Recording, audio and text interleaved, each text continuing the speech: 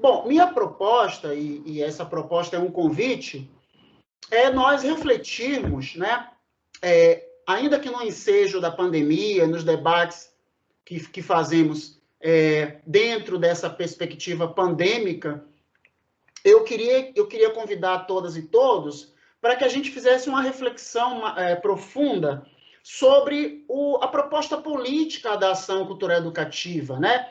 Que sente pensamento é esse que consubstancia a ideia da ação cultural educativa. E pensando nos professores, nós sabemos que os professores e professoras desse país já desde sempre exercem a sua imaginação, a sua criatividade, né? Dentro de um cenário de precarização do trabalho, de desrespeito, não é? A importante função que desempenham na transformação social desse país, esses professores, essas professoras, já têm o expertise da imaginação, da criatividade. Nós não temos nada, né, para acrescentar do ponto de vista dessas iniciativas, dessas imaginações que esses professores e professoras já têm. Então, nós vamos fazer mais uma reflexão sobre a importância, né, de reforçarmos esse princípio ético, político, né, da ação cultural educativa, né, as questões importantes que não podem ser perdidas de vista nesse cenário, né, e tentar pensarmos juntos também outras possibilidades, né, outras viagens nesse contexto. Então, eu queria pedir para o Gabriel passar mais uma slide, por favor. Apareceu uma palestra aqui, uma tabela. Pode passar, Gabriel, por favor, para o próximo. Então, eu gostaria de começar falando um pouco sobre a importância da cultura, especialmente para tempos, né, para nós entendermos a importância da cultura, especialmente em tempos tão difíceis, tempos de desabraço, como eu costumo dizer, que são esses tempos em que vivemos. E eu trago um conceito muito interessante de um homem, de um intelectual negro, né, martinicano, que é um dos responsáveis pela criação da palavra e do conceito negritude, né? É o Aimé Césaire, esse poeta, dramaturgo, ensaísta e político negro, né, da Martinica. Ele nos ajuda a pensar sobre o conceito de cultura, dizendo que cultura é identidade. Mais que isso, é tudo o que o homem imaginou para moldar o mundo, para se acomodar nele e torná-lo digno de si próprio. É isso a cultura, segundo Aimé Césaire. Tudo o que o homem inventou para tornar a vida vivível e a morte afrontável. Então, eu peço licença à memória do Aimé Césaire e substituiria homem por pessoa, né? Por pessoas, homens e mulheres, né? E outras possibilidades de corporeidade. Mas todas e todos e todes, né? Precisamos da cultura porque precisamos nos reinventar. Precisamos moldar o mundo e torná-lo digno de nós mesmos, né? Então, nesse contexto de pandemia, nada mais importante, né, do que tornarmos a vida vivível e a morte afrontável, descobrindo ferramentas, estratégias, mecanismos para conseguirmos transformar essa situação adversa em que vivemos em uma possibilidade, né, de continuarmos dando sentido à vida, de continuarmos nos reinventando a despeito do horror, da tragédia em que vivemos. Que subsídios são esses necessários para que nós continuemos vivendo, continuemos construindo, continuemos produzindo e vivendo experiências, né, nesse contexto? Então, a cultura vai nos ajudar. E uma ação cultural educativa vai trazer esse elemento identitário também na sua proposta, né? Para que nós reforcemos as nossas subjetividades, para que, a despeito de estarmos absortos em tanta dor e sofrimento, nós não nos percamos de nós mesmos. E dentro dessa reflexão, eu gostaria de dizer para vocês que têm a generosidade de prestar o seu tempo e a sua atenção para nós fazermos essa conversa, eu queria que nós transformássemos esse momento naquilo que o Boaventura Souza Santos vive incentivando, estimulando, provocando as pessoas a fazerem. Vamos transformar isso numa visita. Vamos nos visitar. O Boaventura diz que nós precisamos nos visitar. E eu concordo com ele, né?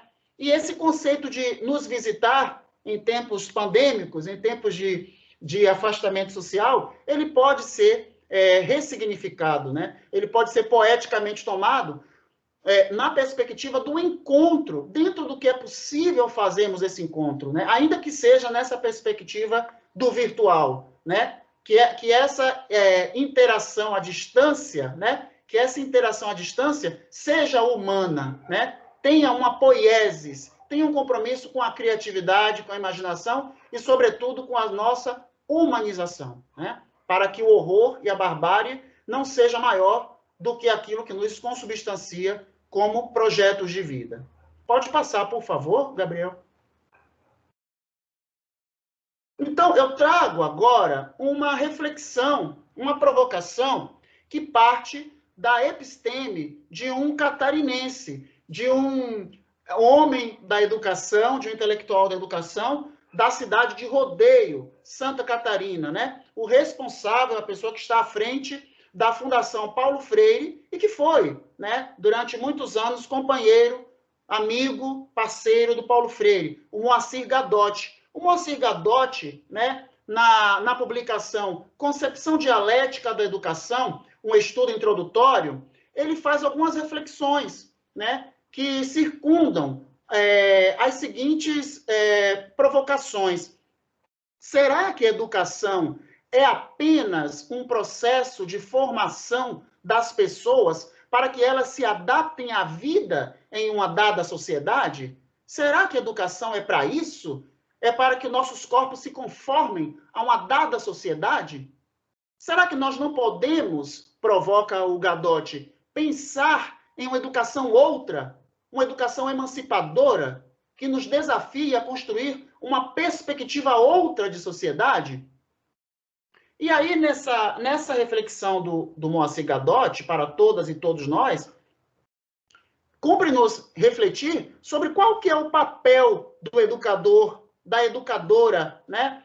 O que representa a educadora ou educador em uma perspectiva decolonial de educação que seja contra-hegemônica, né? E que se destine, que se preocupe com uma educação outra, né?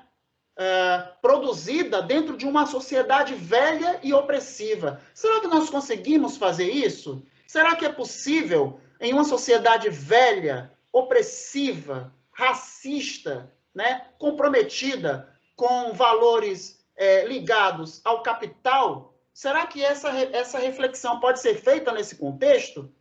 Então, é uma reflexão importante, porque nos convida a nós exercermos em nossos respectivos lugares de fala e de vida o nosso papel, o que nós podemos fazer e qual a responsabilidade que temos nessa perspectiva. Pode passar, Gabriel, por favor.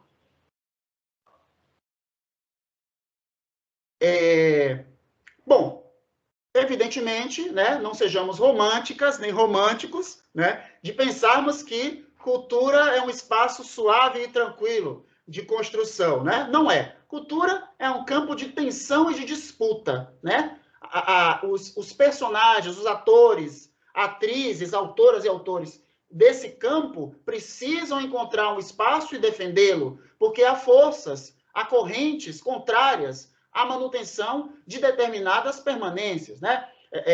Há correntes de pensamento hegemônicos, né, que são contra as possibilidades outras, as incursões outras no mundo da cultura. Então, falar de cultura é também falar dessa disputa, dessa tensão, né? É falar do direito de educação e do direito de cultura. Será que todos têm direitos? Será que todas as pessoas, de fato, têm direitos? E se têm direitos, quem os defende? Quem é que defende esses direitos? Será que o Estado defende o direito de cultura das pessoas? Será que o Estado defende o direito de educação? Né?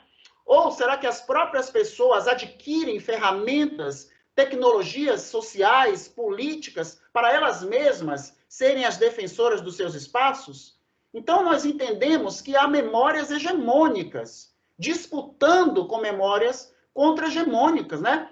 E aí a gente tem, por exemplo, o museu como espaço onde esse debate se dá, essa disputa se dá diuturnamente, né?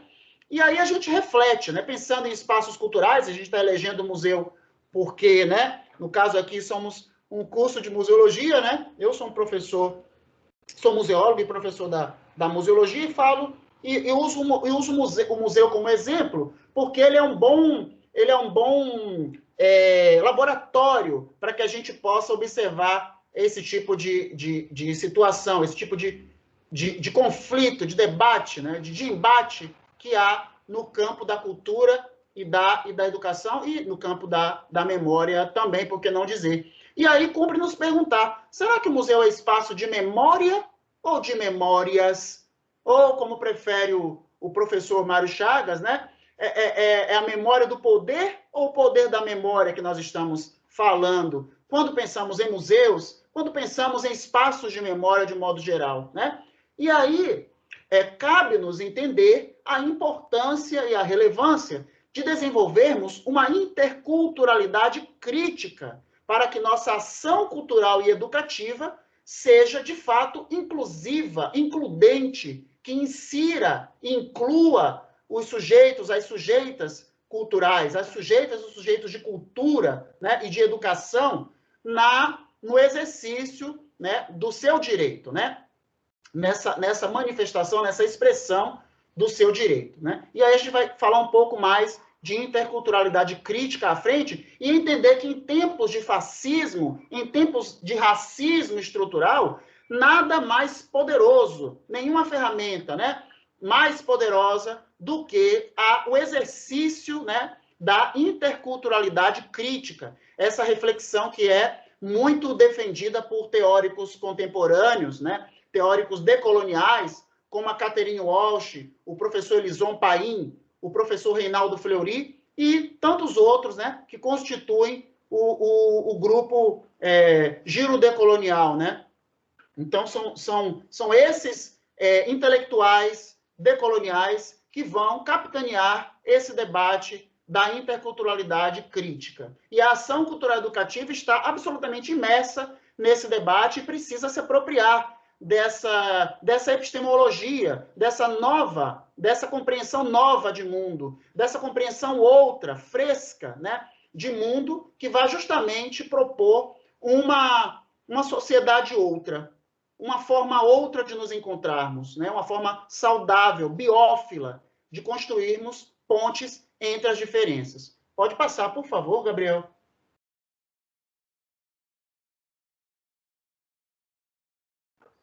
Então, nossa conversa parte da ação cultural e educativa. O próprio nome, né, a própria ideia da ação cultural educativa já nos faz refletir que há uma relação dialógica entre educação e cultura. Então, numa perspectiva de ação cultural e educativa, né, nós precisamos trabalhar com seriedade, com responsabilidade, na sistematização dos objetivos da ação cultural educativa, garantindo, né, a execuibilidade, né, daquelas responsabilidades que a ação cultural educativa tem em atender diferentes demandas. E o que vai ajudar nesse ordenamento dos objetivos, né, nessa sistematização do pensamento da ação cultural educativa, é a compreensão de que nós estamos partindo de um projeto político, um projeto poético e um projeto pedagógico. Essa ação não é solta, né? Ela não é solta, ela não é desconexa, ela está amarrada, por assim dizer, a princípios éticos, né? Fundamentados na política, na poética e na pedagogia, a serviço justamente desse empoderamento social, né? Desse empoderamento dos sujeitos, das sujeitas, para que elas, empoderamento aí, eu estou lançando mão do pensamento do Paulo Freire, né? Que não é o empoderamento de dar poder, não é esse sentido de empoderamento que o Paulo Freire fala, muito menos eu aqui reverbero, é o empoderamento de acionar, fazer com que os sujeitos sejam capazes de acionar suas próprias ferramentas, né? Os seus próprios equipamentos, as suas tecnologias políticas, culturais, né? Para transformar a sua própria realidade. Então, é importante que a ação cultural educativa, né, tenha uma identidade, conheça a sua identidade, né, explicite em que bases, né, serão determinadas, elas serão determinadas, né?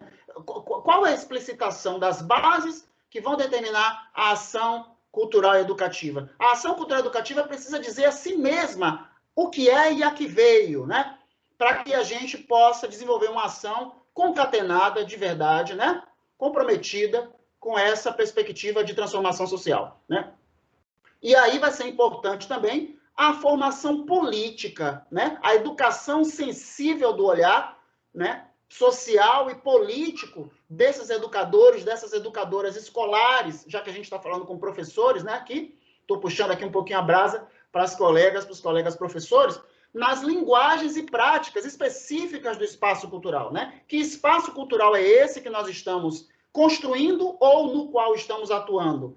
Precisamos compreender qual é a paisagem, qual é o ambiente cultural em que estamos atuando ou que estamos construindo, né? E nessa perspectiva, para isso, precisamos ter uma boa formação política, uma formação política que nos permita lançar um olhar crítico sobre a realidade, que possamos vislumbrar realidades outras a partir dos elementos que conseguimos problematizar em nossas investigações, em nossas análises da conjuntura em que vivemos.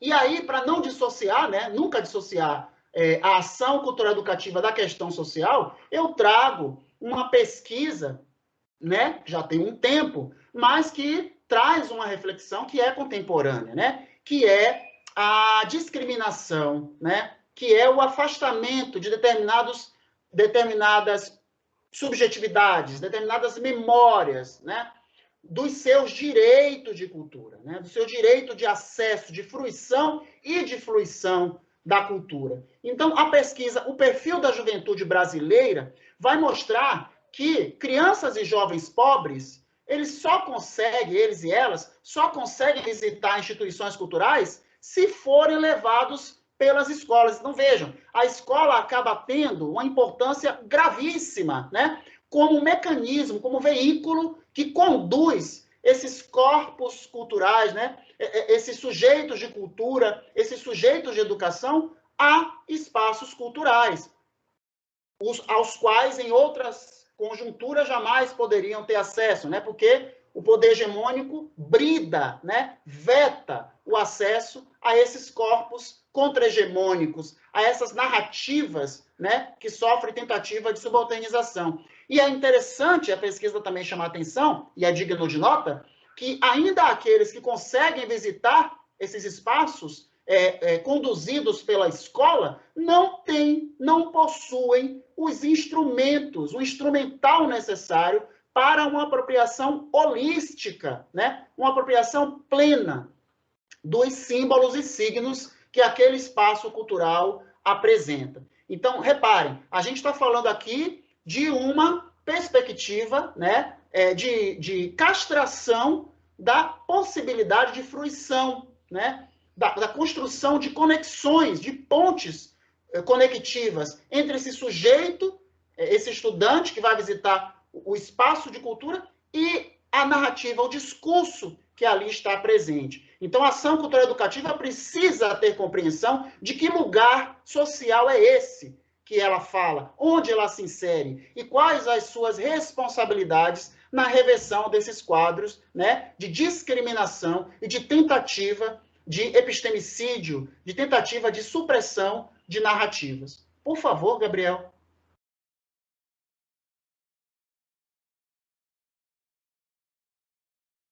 Então, para poder a gente tentar estabelecer uma pactuação sobre do que nós estamos falando, eu gostaria de propor que nós refletíssemos sobre a ação cultural educativa como uma experiência lúdico-pedagógica de caráter decolonial, ou seja, contra, né, o que está estabelecido como hegemônico, né, que tem como visão a ampliação dos sistemas simbólicos dos sujeitos, estimulando o fortalecimento das subjetividades e a percepção crítica de si mesmo e da realidade na qual se insere. É isso a ação cultural educativa, né? Uma ferramenta transformadora, porque vai atingir os sujeitos na construção das suas subjetividades, vai fortalecer o fortalecimento dessas subjetividades, a compreensão da conjuntura sociohistórica na qual ele está inserido. E isso, em tempos pandêmicos, meus caros e minhas caras, é importantíssimo, né? Nós corremos o risco todos os dias de nos perdermos em tanto absortos em tanta dor, em tanto sofrimento, em números de mortos que se acumulam assustadoramente. Então a gente corre o risco, né, todos os dias, de só sobrarmos, né, nessa barbárie, nessa pandemia e nesse pandemônio que vivemos aqui nesse país, né, sob a égide de um governo comprometido com a morte, né, de um Estado racista, né, que estrutura as relações de poder a partir do racismo. É fundamental que a ação cultural educativa interfira nessas leituras de mundo, nessas construções de subjetividades, para que a gente possa produzir, né, dentro dos nossos lugares de ação, perspectivas outras, né, perspectivas humanas, biófilas, comprometidas de fato com a vida. Então, a ação cultural educativa, ela é política, ela é peremptoriamente política, né? E precisa defender uma leitura de mundo comprometida com o criticismo, né? Levando os sujeitos a olharem para si mesmos, olharem para os seus pares, para a sua realidade, de forma crítica, né? De forma a perceber as nuances, as complexidades da conjuntura na qual estão inseridas. Pode passar, por favor, Gabriel. E aí, só uma pontuação, eu quero dizer que eu vou deixar esse material aí, né, para vocês acessarem, aí a organização do evento pode disponibilizar, para vocês não ficarem preocupados, né, e eu também vou tentar não ficar me atendo muito a detalhes, mas é só provocando, né, como diria um Benjamin, lançando lampejos sobre ideias que todas elas, né, caberiam um debate para cada uma delas. Então, o tempo não nos permite, né, nem a logística, nem a proposta mesmo daquilo que a gente se propõe a fazer, mas eu estou aqui só fazendo essas provocações e pensando junto com vocês. Então, a importância da política cultural, né? É importante que tenhamos uma política cultural, porque sem uma política cultural, ainda que haja instrumentos de incentivo, de financiamento, né, para as nossas ações, né, se não houver uma política cultural, esses instrumentos de fomento serão ineficientes, pouco abrangentes. A gente não vai conseguir atingir a perspectiva de transformação, né, de construção de iniciativas outras, né, para a gente propor uma realidade outra, se não houver a construção de uma política cultural. E do que a gente está falando quando a gente se refere à política cultural? A gente está falando em uma perspectiva de ampliação do sentido de cultura. Ora, é comum ainda nós ouvirmos pessoas dizerem que cultura é nível de formação. Ah, professor tal é culto, sabe falar 3 línguas. Fulana de tal é culta, viajou para vários países. Quer dizer, há um entendimento, né, comum de que cultura está associada a nível de informação, a erudição. E aí uma política cultural vai justamente nos fazer entender que cultura não é isso, né? A gente precisa ampliar, a gente precisa compreender que cultura não está associada com acúmulo de informação, né? Mas com aqueles elementos identitários, né, que são transmitidos de geração para geração e que ajudam a ordenar, né, os nossos comportamentos em sociedade, as pactuações que fazemos, as trocas simbólicas que fazemos entre as pessoas, né? Aquilo como a Aimé Césaire falou, né, que o ser humano, as pessoas usam para tornar a vida vivível e a morte afrontável, né? Então, e essa cultura, numa perspectiva de política cultural, a gente vai entender que a cultura ela está a serviço do desenvolvimento humano. E a palavra desenvolvimento precisa ser libertada desse perfume macabro do capitalismo. Porque quando se fala em desenvolvimento, né, a lógica é gentrificação, né, é pavimentação, é especulação imobiliária, e aí a gente não está sendo coerente com aquilo que a gente está falando, né? O desenvolvimento que a gente está pensando é na dimensão humana, é calcado em pressupostos teórico-metodológicos atinentes a essa transformação, a essa formação e transformação das pessoas, né? Então, uma política cultural ela vai garantir o acesso às acessibilidades das pessoas, à própria cultura, né? A sua própria cultura e a cultura às outras, a fruição, o direito de se apropriar, de internalizar elementos, de compreender essa cultura, né?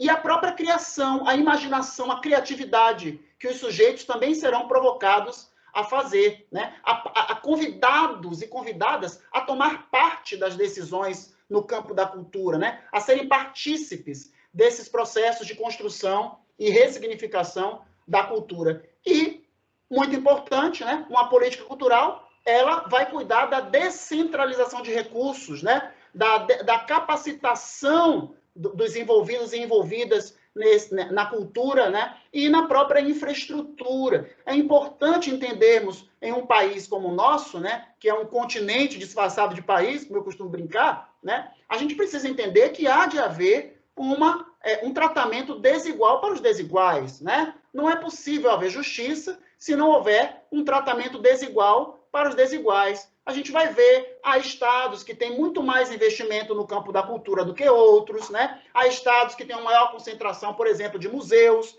do que outros. Isso não é possível num país como o nosso, né? Num país com a grande diferença cultural que nós temos, né? Com essa profusão de expressões, é preciso que haja equipamentos culturais que deem conta dessas complexidades. Então, é preciso só uma política cultural que vai garantir esse ordenamento, né, democrático, né, desses recursos, dessas capacitações e da própria infraestrutura para que a cultura se mantenha viva e vivaz. Por favor, Gabriel.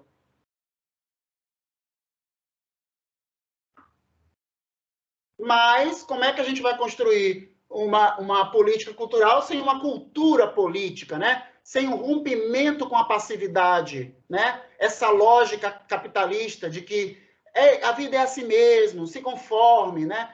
As coisas não vão mudar. Não, a gente precisa romper com essa passividade. Mas esse rompimento, essa indignação social, essa indignação política, só haverá em nós se houver uma cultura política, né? Se houver a apropriação, o empoderamento e o protagonismo cidadão para a cultura, né? O autorreconhecimento, nós nos autorreconhecemos como agentes da nossa própria história, né? Sujeitos, autores, autoras, atrizes, atores da nossa própria história. E termos ciência e consciência dos nossos direitos e deveres em sociedade no campo da cultura. E, evidentemente, com a cultura política e a política cultural são o quê? Dialéticos, dialógicos, né? Tem uma relação de mutualidade. Um precisa do outro, né? Uma articulação precisa da outra para que a gente possa, de fato, constituir uma saúde cultural, né? Institucional, global, né? Que atenda a todos os sujeitos e sujeitas, né? Da nossa sociedade. Pode passar, por favor, Gabriel.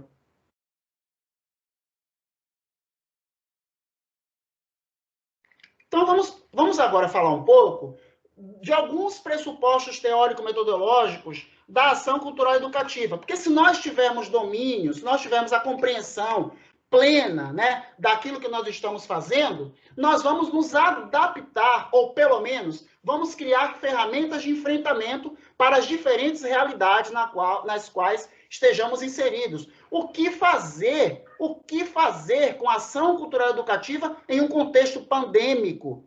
O que quer e o que pode, né? Parafraseando aí o Caetano Veloso, o que quer e o que pode a ação cultural educativa num contexto da pandemia e para além dela. Então, se nós ancorarmos o nosso pensamento em pressupostos teórico-metodológicos críticos, né? Comprometidos com a compreensão da conjuntura sociohistórica na qual estamos inseridos, nós vamos conseguir fazer esses enfrentamentos, né? Claro, dentro de cada uma das nossas especificidades e realidades, mas com o mesmo ethos, com o mesmo propósito, né? Que é a transformação social e empoderamento dos sujeitos. Por favor, Gabriel.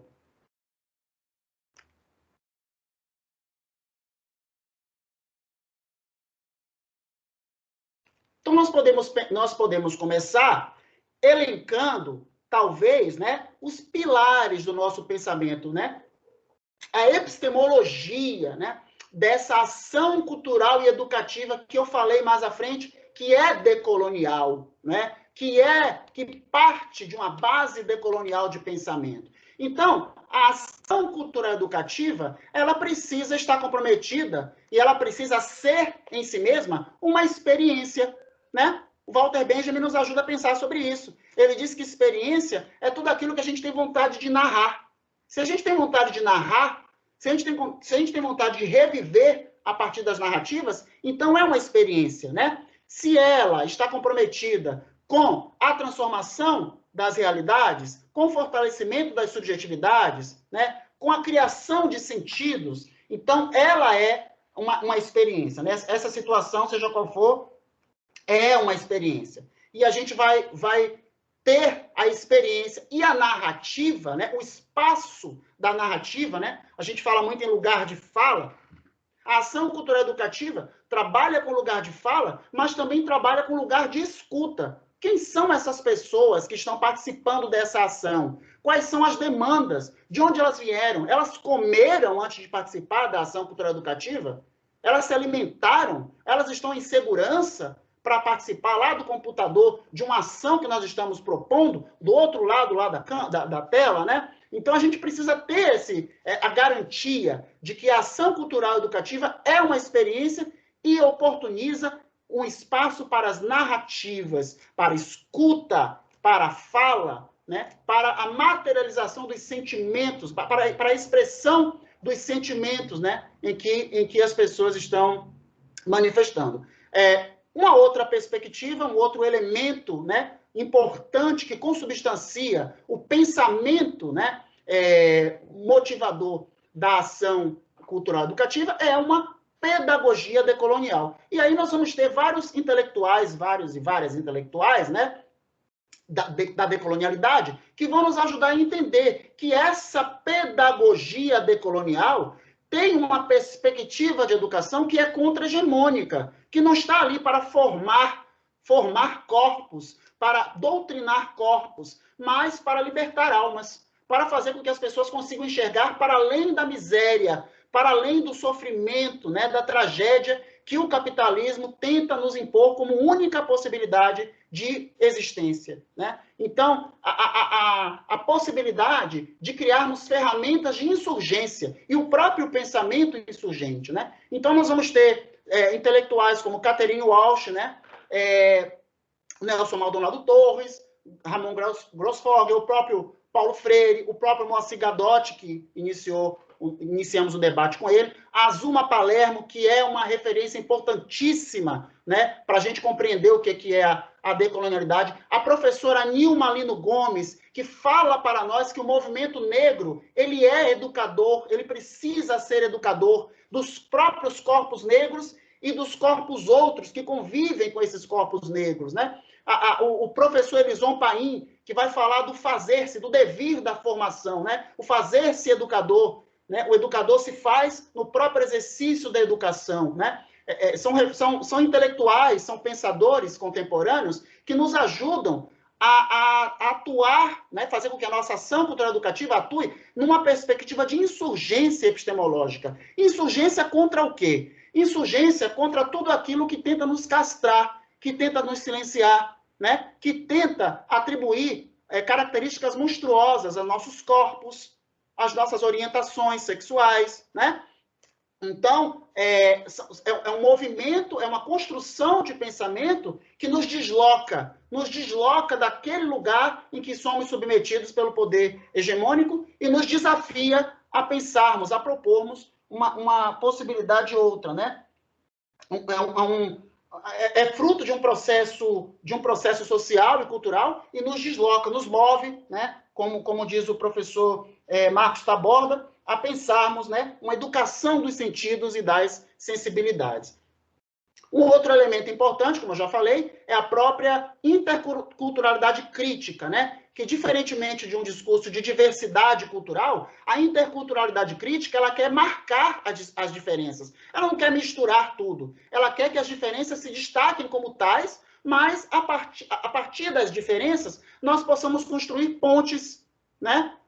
Construir semelhanças nas diferenças, garantir as individualidades, as subjetividades, mas pavimentar ou construir pontes, conexões, né? Aquela ideia de identificação e fortalecimento da diferença para a humanização, né? Somos diferentes, que bom. Vamos buscar aquilo que nos une na diferença. E o que nos une na diferença é a humanidade, é a humanização. Somos humanos, né? Sofremos, sonhamos, sentimos medo, né? Sentimos fome, temos ódio, né? Então, quer dizer, tem elementos que nos humanizam, né? Em vez de nos concentrarmos nos muros que nos separam, nós fortalecermos as pontes que nos unem.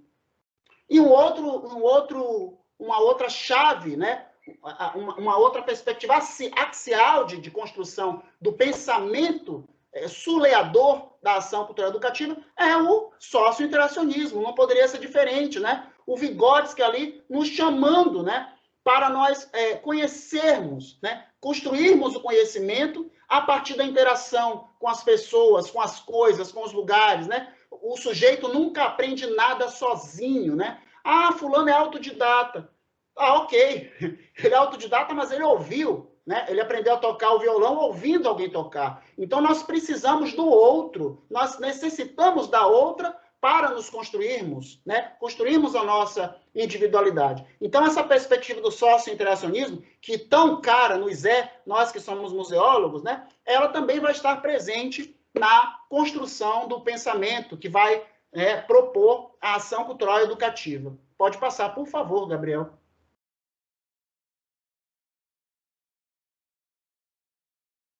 Então, o que a gente está falando quando a gente fala em experiência, né? O que a gente quer dizer? A gente quer dizer aquilo que o professor Marcos Taborda chama atenção para nós, né? Na publicação Educação dos Sentidos e das Sensibilidades, né? Ele vai dizer o seguinte: a experiência é o que nos provoca, o que nos desloca, e que é fruto de um processo social e cultural. Pode até dar sentido às coisas, mas, sobretudo, é uma oportunidade de nos confrontarmos com a realidade.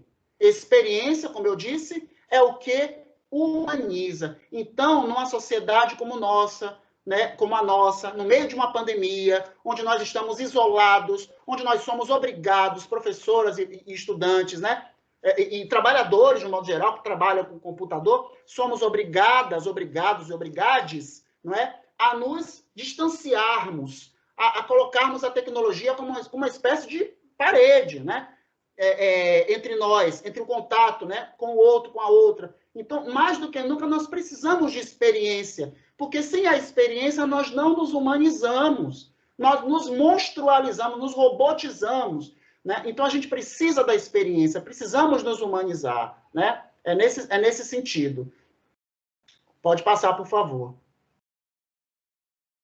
Sim, a Marcela está chamando a atenção aqui que a participação cultural na ação cultural educativa precisa de segurança alimentar. Nós não podemos construir uma ação cultural educativa na fome, né? Ninguém consegue pensar com fome, não é? Ninguém consegue construir conhecimento com fome, não raciocina com fome. Então, a gente precisa garantir, né, os subsídios básicos, a infraestrutura básica, para que esse sujeito seja capaz de poder agir, né, exercer a sua agência nos processos. Então, só para a gente não perder de vista, né, a conceituação, eu estou chamando a atenção aqui para a interculturalidade crítica, né, como alguma coisa, e eu estou citando o professor Marcos Tubino, a interculturalidade crítica quer ser, ele diz, uma proposta ética e política orientada à construção de sociedades democráticas que sejam capazes de articular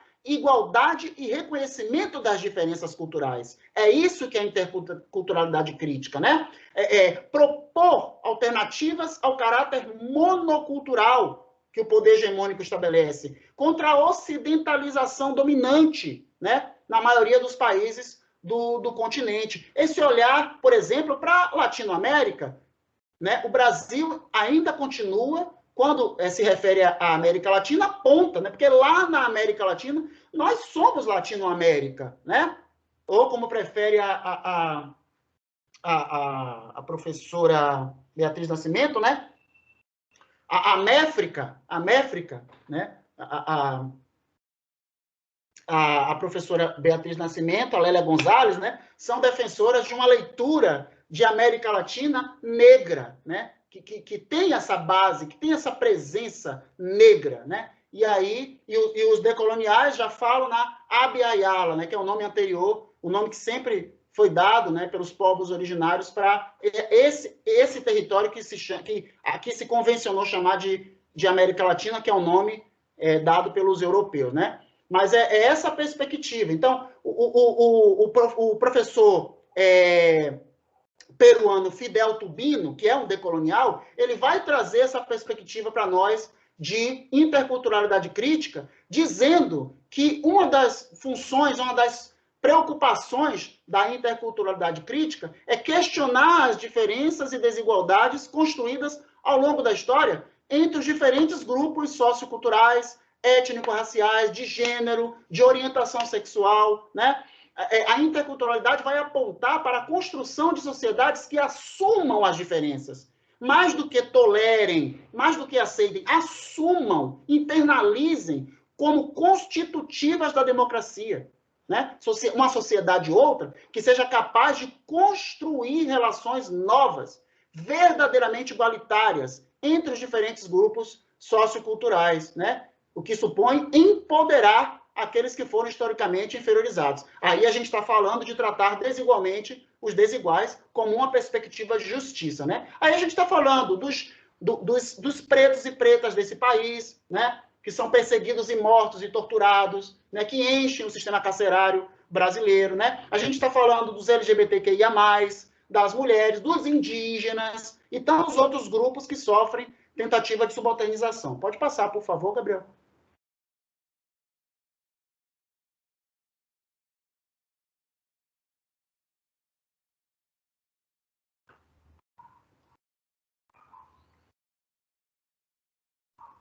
Então, a ação cultural-educativa, ela precisa se compreender como mediatizadora. Se educação é processo, a ação cultural-educativa vai ser mediatizadora desse processo, né? E precisa entender também a paisagem como processo, o espaço, o ambiente como processo, né? É aquilo que o professor Piano Bezerra de Menezes fala, né? Que a paisagem tem história, né? Homem e paisagem são indissociáveis. A paisagem tem história e ela pode ser objeto de conhecimento histórico, né? E a história pode ser narrada. Então, é importante que nós entendamos também a paisagem como processo, as pessoas, né, como processos, para que a gente não pense numa coisa pontual, né? Num produto, pensar a educação como produto, né? E aí esvaziarmos, né, a própria função da educação, né? As funções às quais ela se propõe na perspectiva da construção de um mundo outro, de um pensamento outro, de transformação social. Pode passar, por favor, Gabriel. Como eu disse, esse material vai ficar disponível para vocês, se vocês quiserem depois, tá? Então, só pensando, né? Para nós, professoras, professores, vamos desenvolver uma ação cultural, seja ela qual for. A que devemos, o que deve nos preocupar, para além das questões estruturais e estruturantes, né? O que, do ponto de vista dos pressupostos, né? Devem nos preocupar. A gente precisa entender que a ação cultural educativa, ela tem princípios, métodos e intenções. E precisamos garantir que esses princípios, métodos e intenções funcionem de forma concatenada com a própria proposta decolonial a qual ela está voltada, né? Qual é o pensamento pedagógico que nós temos, né? E que queremos trabalhar, né? Vamos trabalhar numa perspectiva de decolonialidade do saber, do viver, respeitando essas diferentes formas de ser e estar no mundo, ou vamos doutrinar esses corpos, né? Então, a educação pode ser também uma ferramenta perversa. O que vai definir ou não é o ethos dessa educação, né? Que base ideológica é essa? Ela é inclusiva ou ela é excludente, como diria o Paulo Freire, né? Então, essa base ideológica inclusiva, ela é ancorada, como nós vimos, na interculturalidade crítica, no respeito, na valorização e no estímulo a essas diferenças, né? Na normalização das diferenças, né? Entender as diferenças como características humanas e que devem ser preservadas, assim como se deve preservar a humanização. Quais são os métodos que vamos utilizar nessa ação? Nós pensamos, porque ação cultural educativa não é uma coisa que é pontual, precisa ser pensada, é uma ferramenta política.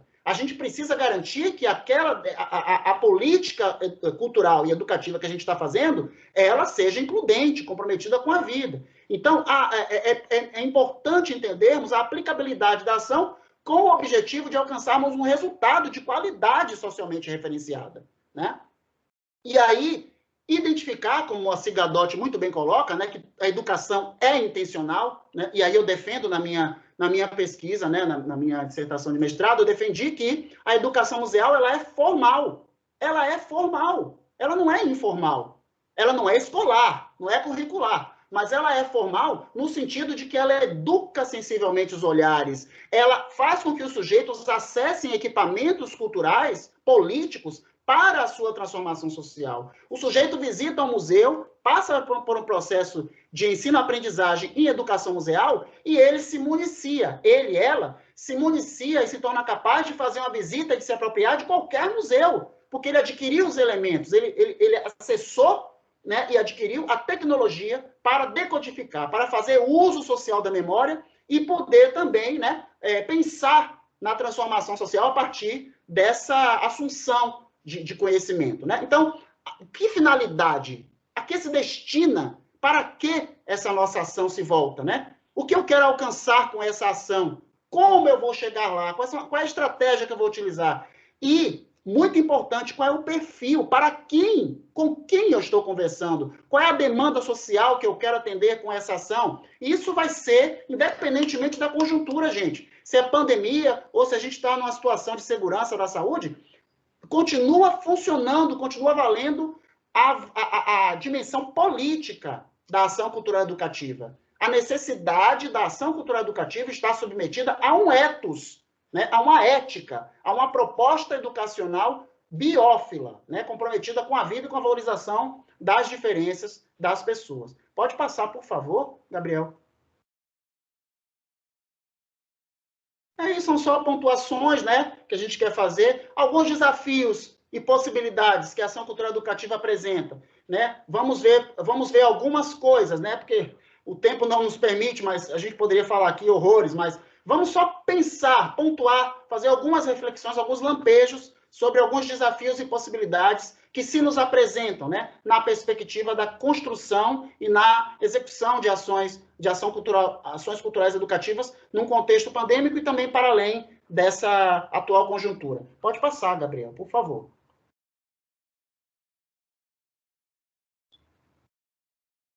Então, é preciso entendermos que há uma dimensão também de educação para o patrimônio. Seja qual for a ação cultural que estejamos desenvolvendo, não podemos perder de vista a dimensão da educação para o patrimônio, né? Aprender fazendo, né? Isso é um princípio da educação para o patrimônio, né? Pensar o patrimônio como subsídio para o desenvolvimento socialmente referenciado, né? E a educação para o patrimônio como um processo permanente e sistemático que vai trabalhar o educacional centrado no patrimônio cultural como fonte primária de conhecimento coletivo. E aí vem uma coisa muito importante que nos é alertado pela professora doutora Heloísa Helena Costa. Nós somos o principal patrimônio a ser preservado.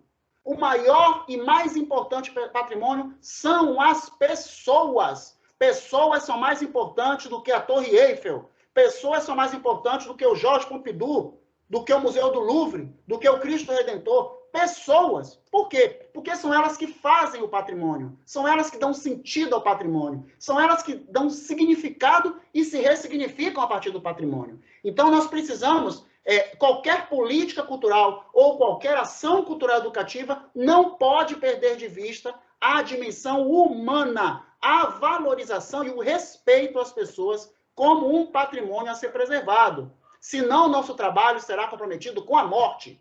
Todo e qualquer trabalho em educação e cultura que não compreende, não parte da ideia do ser humano como um patrimônio a ser preservado, é, em si mesmo, necrófila, né? Então, a gente precisa ter essa compreensão. E a ação cultural educativa, ela prescinde de criatividade e compromisso social. Então, assim, toda ação cultural educativa precisa estimular a criatividade das pessoas, né? Precisa ser um espaço criativo, né? Mexer com essa poética interior dos sujeitos, né? E, evidentemente, não perder de vista a dimensão do compromisso social. Porque, senão, vai acontecer o seguinte, algumas ações, como a gente está falando aqui, algumas ações são inovadoras, são super, né, criativas, mas elas não se comprometem com o objetivo claro e determinado de transformação social. E a gente não pode se dar esse luxo de fazer uma ação desconectada com essa realidade. É um país que mata pessoas pela melanina, pela quantidade, né, de características raciais socialmente constituídas e negativamente valoradas, né? Mata pessoas LGBTQIA+, mata mulheres, né? Nessa pandemia está acontecendo um fenômeno absurdo de mulheres sendo assassinadas, né? No Brasil, no contexto da pandemia. Isso é uma coisa absurda que a gente não pode perder de vista, né? Uma mulher é morta a cada 9 horas durante a pandemia no Brasil. Isso é um tema gravíssimo, isso é uma questão gravíssima que a gente precisa levar em consideração. Não dá para fazer uma ação cultural educativa dissociada da realidade, né? Então, a ação cultural educativa ela vai corroborar para que sujeitos educandos e sujeitas educandas ampliem o seu criticismo e sejam capazes de fazer contextualizações da realidade, porque senão a leitura de mundo vai ser superficial. Se o sujeito não consegue fazer uma contextualização da sua realidade, a leitura de mundo dele é limitada, é reducionista, é superficial. Ele está sujeito, por exemplo, a fake news, a verdades de laboratório. Então, é importante que a ação cultural educativa não perca esse compromisso, essa responsabilidade com a ampliação de repertórios, né? Com a contextualização da realidade dos sujeitos. Claro, evidentemente, que nós vamos adequar a linguagem utilizada, né, a tecnologia, a linguagem, a determinadas demandas, né, faixa etária, condição sociocultural, né, para que a gente não seja violento, para que a educação não seja violenta, não seja uma ferramenta de violência. Mas precisamos, sim, assumir essa responsabilidade com todos, né, com todos os perfis de públicos, de demandas, de participantes, de sujeitos educandos e sujeitas educandas com as quais nós vamos construir dialética e dialogicamente a nossa ação cultural educativa. Por favor, Gabriel.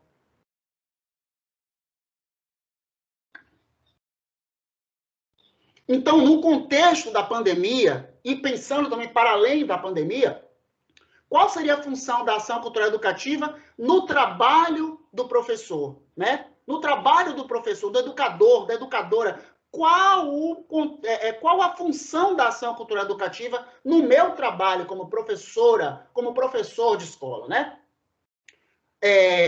O que a ação cultural educativa oferece, oportuniza para os estudantes, para as estudantes. Então, são reflexões, são duas reflexões básicas, né? Basilares, elementares, para que a gente possa pensar a ação cultural educativa. A ação cultural educativa ela é feita de sujeitos. Sujeitos que propõem, sujeitos que pactuam, sujeitos, né? Então, precisamos pensar nessa dimensão. E podemos entender, à luz do pensamento, da reflexão provocada pela professora que eu já citei, Heloísa Helena Costa, que tanto professores quanto estudantes que estão participando de uma ação cultural educativa precisam ter presente a importância da saúde cultural. Estamos numa pandemia, né?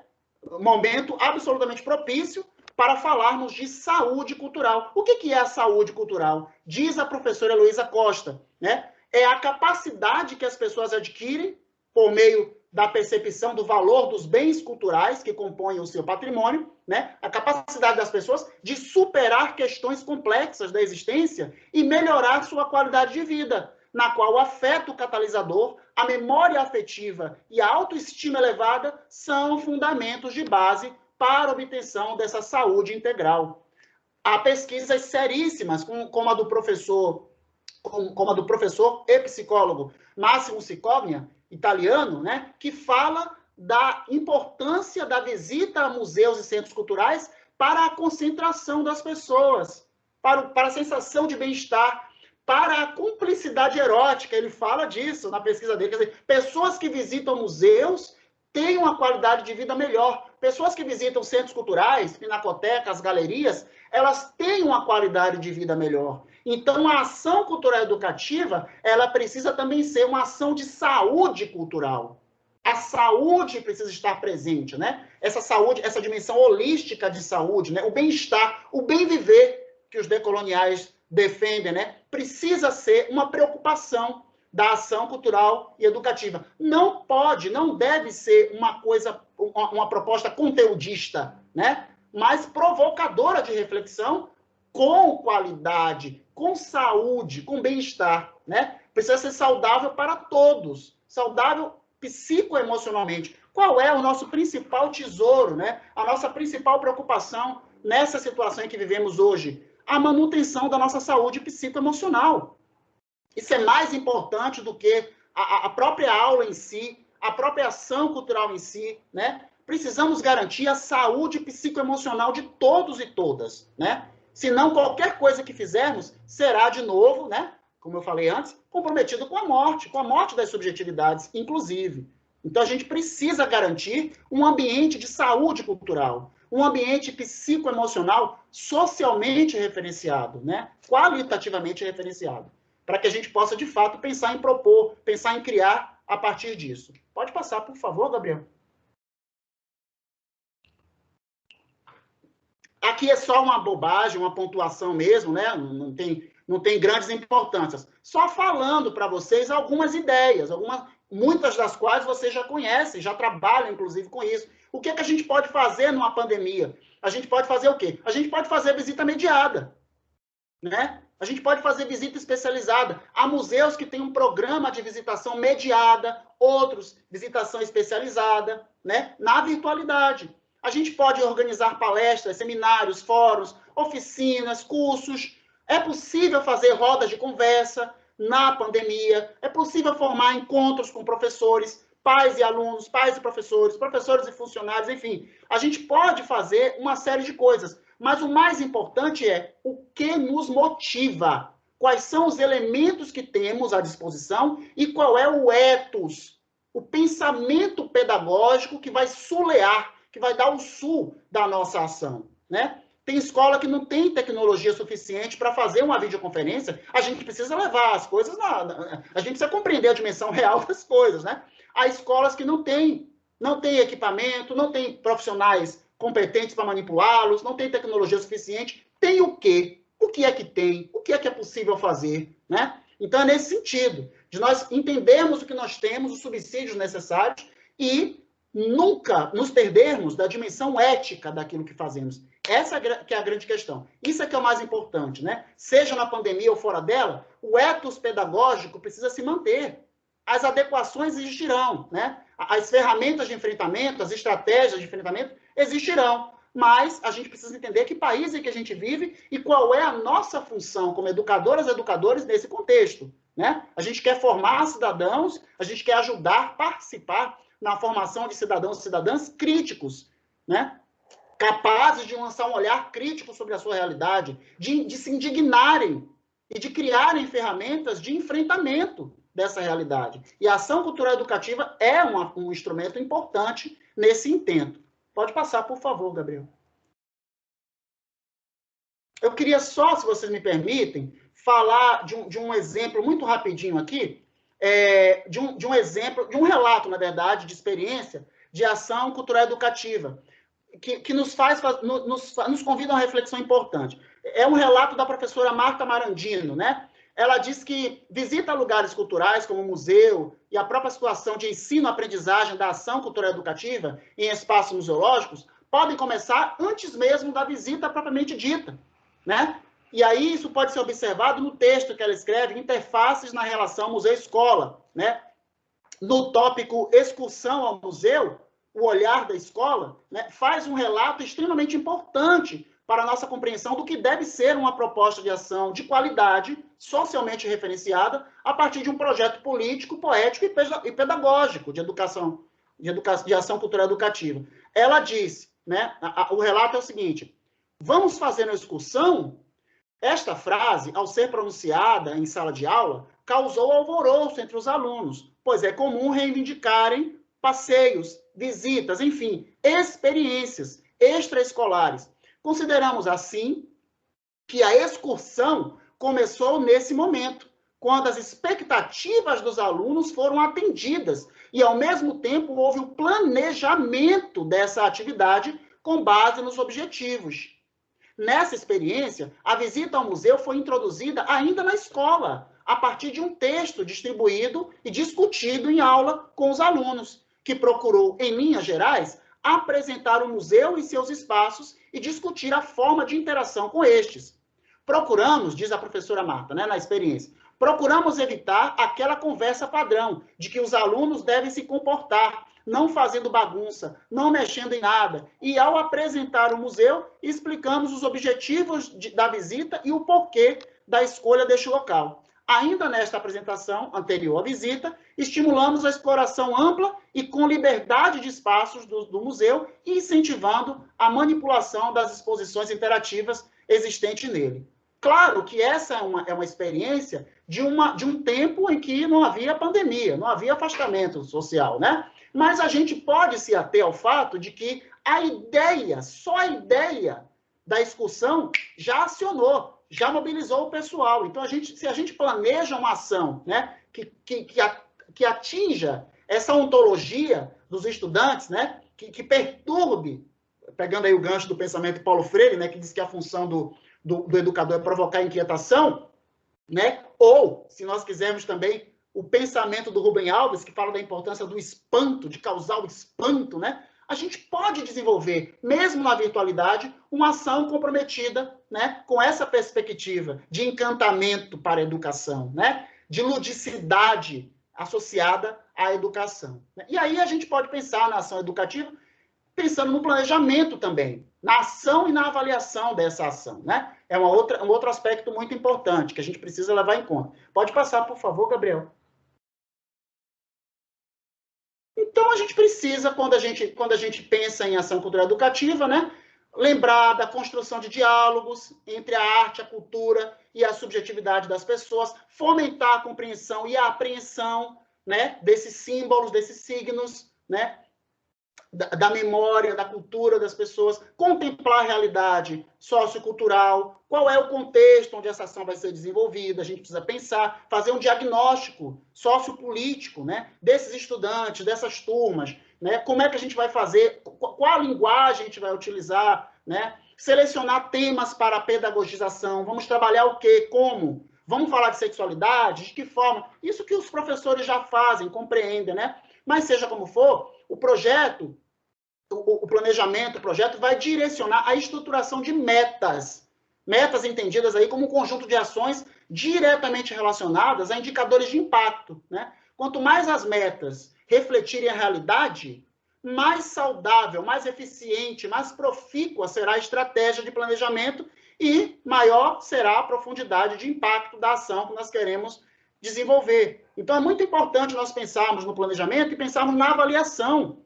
É preciso pensar na avaliação processual, né? Terminou a ação, agora vamos avaliar. Não, a avaliação começa com a ideia, a avaliação segue pelo desenvolvimento da ideia, da ação, da própria execução e, evidentemente, ao final, um balanço, uma revisita, para a gente entender o que aconteceu, se conseguimos atingir, né, fazer esse impacto social que nós pretendíamos, né? Pode passar, por favor, Gabriel.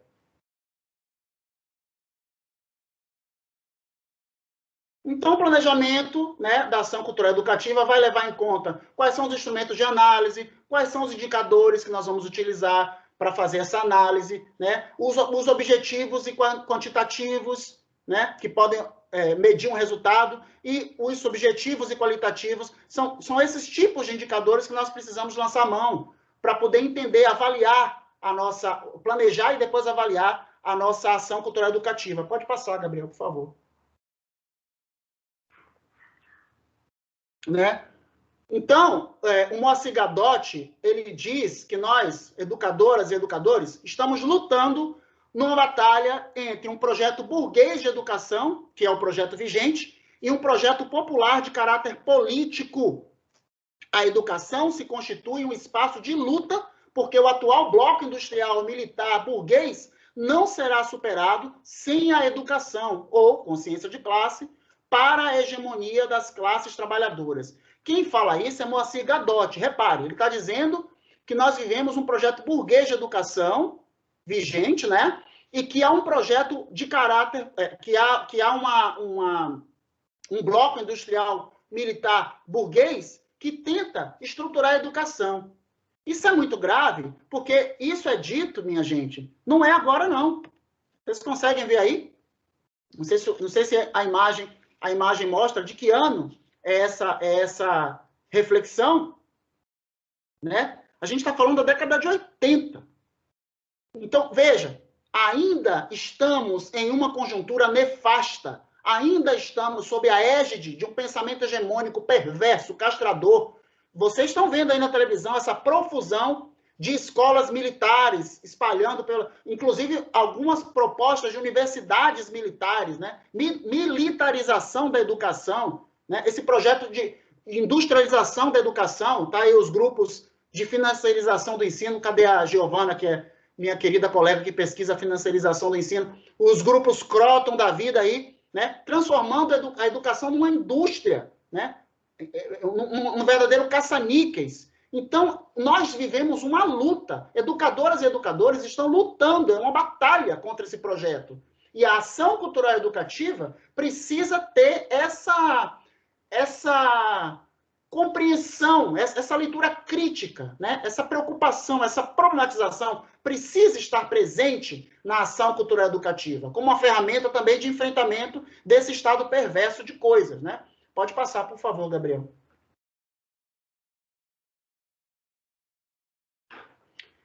E aí, eu queria não fechar, porque a gente não fecha nada, né? Mas eu queria pontuar essa fala aqui, trazendo... Eu sou absolutamente contra esse negócio de positividade tóxica, né? Aquela, vai ficar tudo bem, vai ficar tudo bem. Aquela coisa que eu brinco com os estudantes, good vibes, Haribo, gratiluz. Eu não sou partícipe dessa lógica, porque na minha concepção é uma lógica do pensamento capitalista, né? Porque quer normalizar o caos. Aquilo que a professora Monique no começo fala, né? Eles querem dizer para a gente que há um novo normal. Ô, gente, não há um novo normal, né? Não há um novo... Não vamos comprar essa proposta nefasta, né? Não vamos. Vamos continuar mantendo nossa capacidade de nos indignarmos, de enxergarmos a realidade numa perspectiva crítica e, claro, criar iniciativas, ferramentas de resiliência e de resistência, né? Mas nunca novo normal. E acho que uma ferramenta importante de resistência e de resiliência é essa trazida aqui pelo nosso patrono da educação brasileira, né? Esse tão incompreendido, tão mal interpretado e muitas vezes utilizado perversamente, né? Criminosamente por alguns, né? Que é o pensamento do nosso querido, ilustríssimo Paulo Freire, né? E ele fala de esperançar, né? Ele diz que é preciso ter esperança, mas ter esperança do verbo esperançar. Porque tem gente que tem esperança do verbo esperar. A esperança do verbo esperar não é esperança, é espera. Esperançar é se levantar. Esperançar é ir atrás. Esperançar é construir. Esperançar é não desistir. Aí vem a parte que eu acho mais importante da ideia de esperançar. Esperançar é levar adiante. Esperançar é juntar-se. Juntar-se com outros para fazer de outro modo. Aquilo que o Boaventura Souza Santos fala, né? Precisamos nos visitar. Mais do que nunca, precisamos nos visitar. E esse nos visitar significa estarmos juntos, sabermos quem somos e o que podemos fazer por nós mesmos e pela coletividade, numa perspectiva de resistência, numa perspectiva de enfrentamento daquilo que quer nos matar, daquilo que quer, como diria o Fanon, nos submeter à zona do não ser. Nós precisamos nos insurgir contra isso. E nós juntos, de mãos dadas, somos muito mais fortes. Então, quem tiver coragem, que nos dê a mão e vamos juntos, né? Construir essa possibilidade a partir do esperançar que o Paulo Freire propõe para nós. Eu gostaria de agradecer a todas e todos vocês, né, pela atenção, e eu gostaria de abrir agora para a gente poder conversar, vocês, de repente, trazerem alguma dúvida, fazer algum questionamento a partir do que a gente acabou de conversar aqui, tá? É isso. Muito obrigado.